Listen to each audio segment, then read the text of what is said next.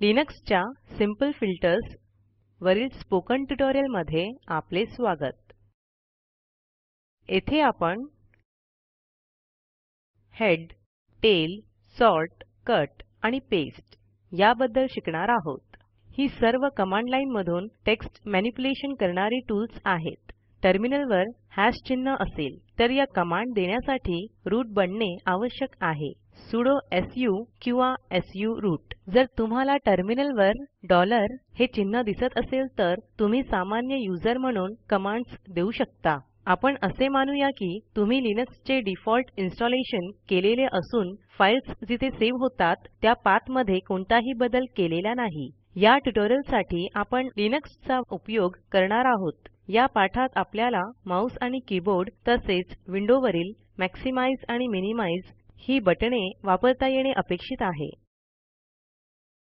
एखाद्या फाईलच्या पहिल्या 10 ओळी डिफॉल्ट रूपात दाखविण्यासाठी हेड या कमांड पुढे अस्की कोड मधील फाईलचे नाव दिले जाते. आपण एक फाईल बनवूया. मेनूतून माऊसच्या सहाय्याने एप्लिकेशन, एक्सेसरीज, टेक्स्ट एडिटर वर जा. वेळेच्या बचतीसाठी हे अंक मी आधीपासूनच एका फाईलमध्ये लिहिले आहेत. आपण हे अंक कॉपी करून नवीन फाईलमध्ये पेस्ट करून घेऊ. आता फाईलवर जाऊन सेव्ह वर क्लिक करा. फाईलला numbersटीएक्सटी असे नाव देऊन सेव्ह वर क्लिक करा. फाईल बंद करा.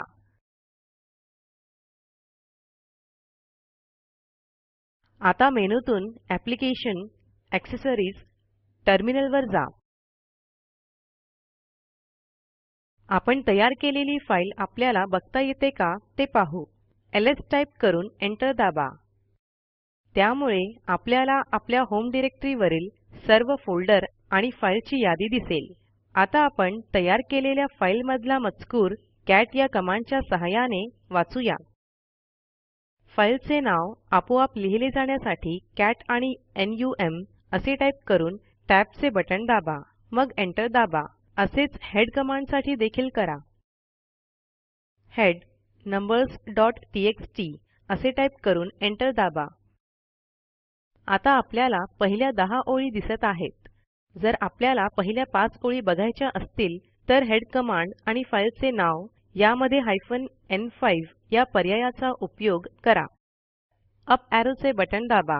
-n5 असे टाईप करून एंटर दाबा.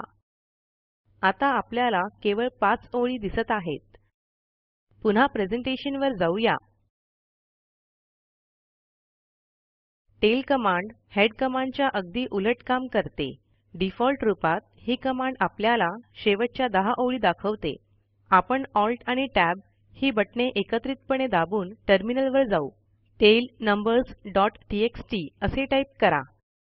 जर आपल्याला फक्त शेवटच्या 5 ओळी बघायच्या असतील तर टेल कमांड आणि फाईलचे नाव यामध्ये -n5 या पर्यायाचा उपयोग करा.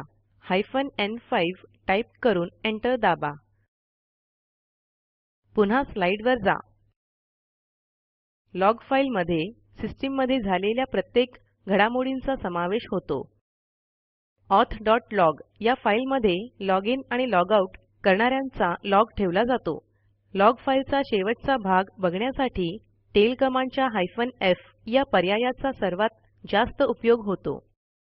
लॉग फाईलमध्ये नवीन ओळ जोडली गेल्यास टेल कमांड ती ओळ शेवटची ओळ आहे असे समजते आणि डिफॉल्ट रूपात त्या ओळीच्या वरील 10 ओळी दर्शवते.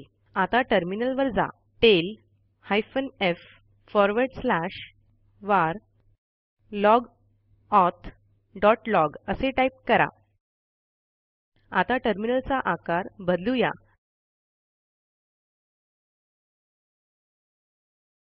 अजून एक टर्मिनल उघडूया. एप्लिकेशन, एक्सेसरीज, टर्मिनल या टर्मिनलचा आकार बदलूया.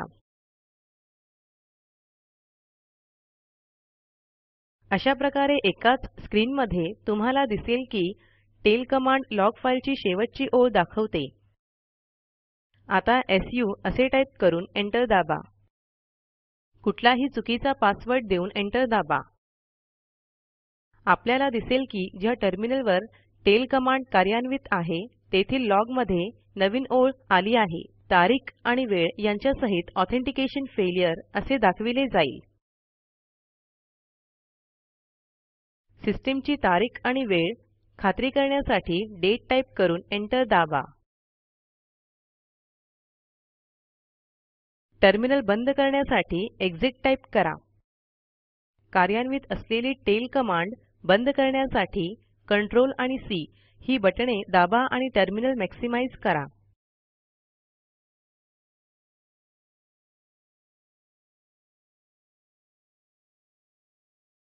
आपण आधीच्या उदाहरणात केवळ auth.log फाईल पाहिली आहे.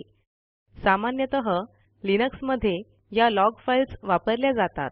मशीनमध्ये काही समस्या आल्यास ट्रबलशूट करताना लिनक्स सिस्टम ॲडमिनिस्ट्रेटर अधिक माहितीसाठी लॉग फाईलचा उपयोग करू शकतो. सॉर्ट कमांड नावाप्रमाणेच आपली फाईल चढत्या किंवा उतरत्या क्रमाने सॉर्ट करते.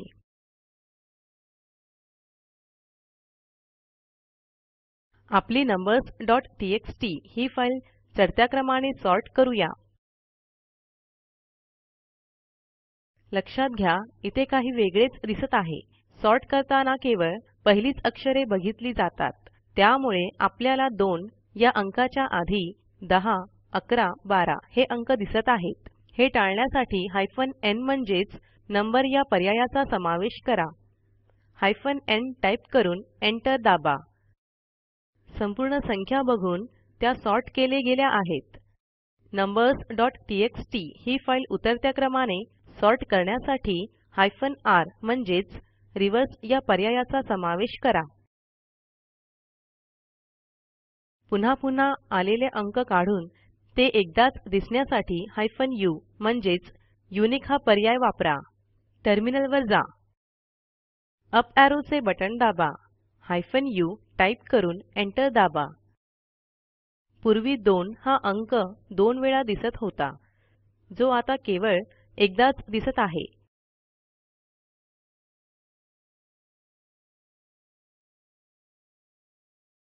आता आपण एखाद्या विशिष्ट कॉलमवर आधारित फाईल कशी सॉर्ट करतात ते पाहू. एक नवीन फाईल बनवून त्यात खालीलप्रमाणे टाईप करू.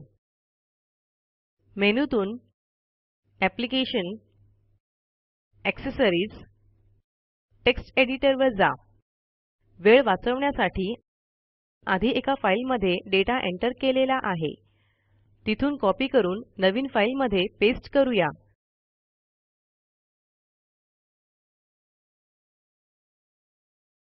नवीन फाईल marks.txt हे नाव देऊन सेव्ह वर क्लिक करा. विद्यार्थ्यांच्या नावांच्या स्पेलिंगमध्ये असलेल्या स्पेशल कॅरेक्टर्स कडे दुर्लक्ष करा. ती केवळ गंमत म्हणून टाईप केली आहेत. ही फाईल बंद करा. आता आपण marks.txt फाईलमधील दुसरा कॉलम सॉर्ट करूया. टर्मिनलवर जा. Sort space marks.txt space -t space open inverted commas space close inverted commas space असे टाईप करा. इथे -t द्वारे डिलिमीटर म्हणून मोकळी जागा वापरत आहोत हे अवतरण चिन्हात स्पेस ठेवून सांगितले आहे. -k2 आपल्याला दुसरा कॉलम दर्शवते ज्यावर आपण सॉर्ट करणार आहोत. आता एंटर दाबा. कॅट marks.txt असे टाईप करा. ही मूळ फाईल आहे. जेव्हा आपण दुसऱ्या कॉलमवर सॉर्ट केल्यामुळे अवीर हा शब्द वर आला आणि बाला हा शब्द खाली गेला आहे.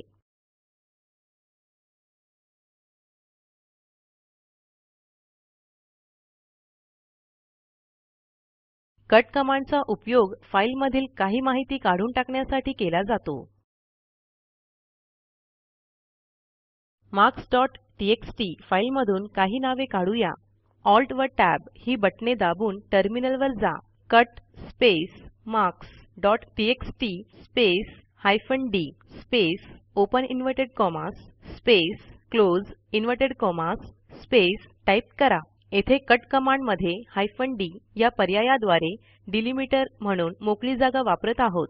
हे आपण अवतरण चिन्हात स्पेस ठेवून सांगितले आहे. -f2 हे दुसऱ्या कॉलमसाठी आहे. एंटर दाबा.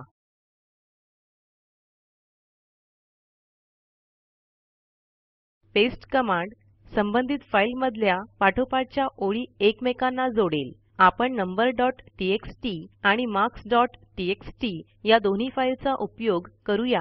टर्मिनलवर जा. पेस्ट number.txt marksटीएक्सटी असे टाईप करून एंटर दाबा.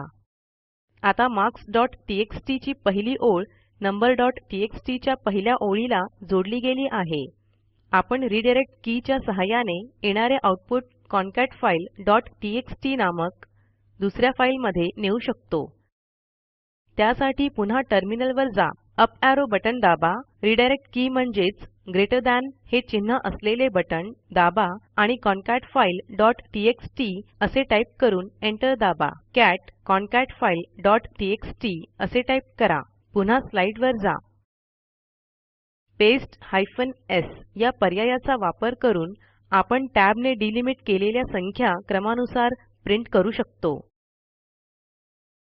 पेस्ट -s नंबर्स.txt असे टाईप करा. पुन्हा स्लाईडवर जा.